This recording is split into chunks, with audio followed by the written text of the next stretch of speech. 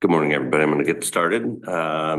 Welcome, everybody, to the Polk County Board of Commissioners meeting for Wednesday, July 2nd, 2025. All commissioners are present.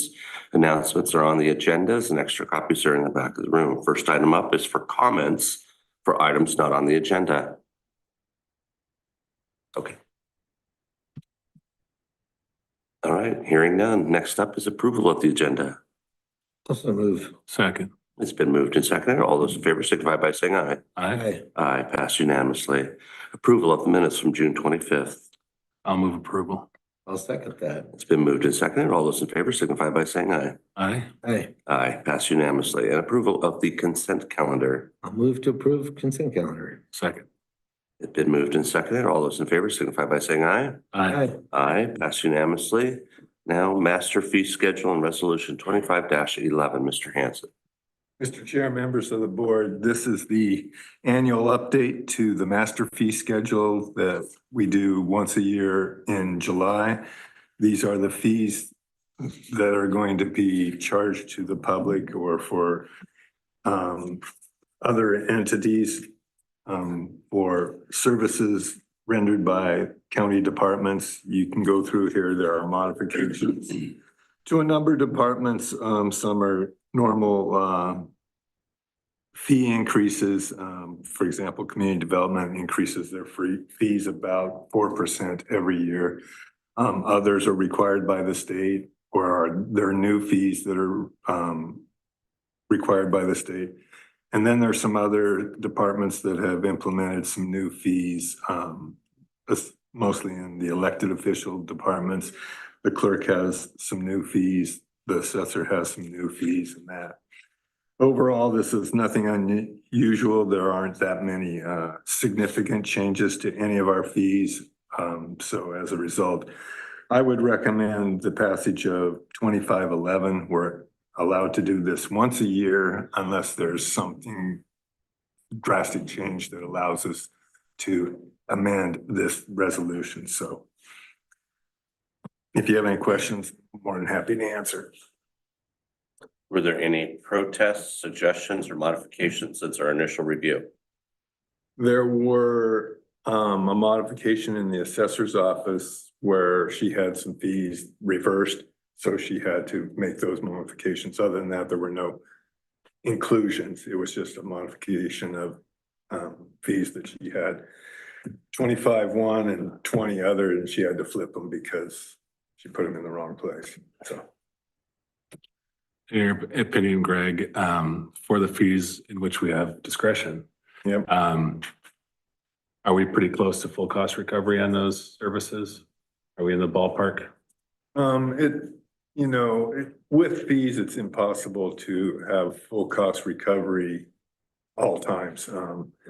You have some that are fairly simple and they go quick, others that are very complicated and they get a deal, the other doesn't quite get the deal.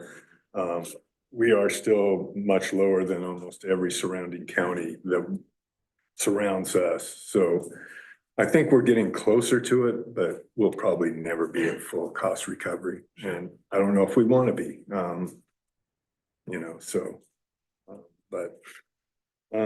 these fees will probably increase revenues, probably by $20,000 to $30,000.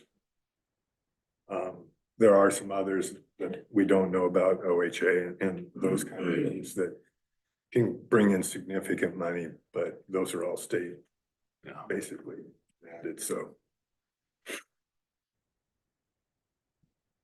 I'll move to approve resolution 25-11. I'll second that. Okay, been moved and seconded. Any further discussion? Hearing none, all those in favor signify by saying aye. Aye. Aye. Aye, passed unanimously. Okay, new job specification, wage and reclassification, Mr. Hawkins. Morning, Mr. Chair, members of the board. Today, I'm here to request that we create a new job specification, specifically a WIC program specialist within our public health department. Traditionally, this job has been done by medical clerk classification, and we have a 1, 2, 3, and even a chief medical clerk, which what we're wanting to do is retire that classification create this new job specification. And then reclassify one of our medical clerks as a WIC program specialist. Her name is Alma Chavez. And we also, it's not mentioned in my memo here, but we will also transfer a current medical clerk two into the same job classification, but there's no fiscal impact with that because she's already in that same wage schedule. So if this is approved, it would be effective July 1st. And we'd be looking at a fiscal impact of approximately $2,200 for the full year, including PERS contributions. Yeah. Good with that. I have a question. Tell me how this position works with, or how our FCO WIC resource manager in WIC works with this position. Yeah, so our WIC coordinator is the person who, it won't change how business is being done at all right now. It'll just give her a different title. But this individual kind of takes direction from the WIC coordinator. So we have a WIC coordinator and then what has been a medical clerk.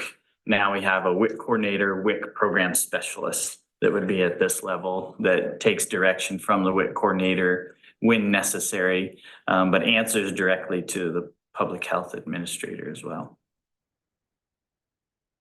I'm sorry, where's the WIC coordinator housed? Housed? Yeah. I believe that they're housed most of the time at the public health building, but they do have an outreach over at FCO. And this person probably goes over there as well. Good. Okay, thank you.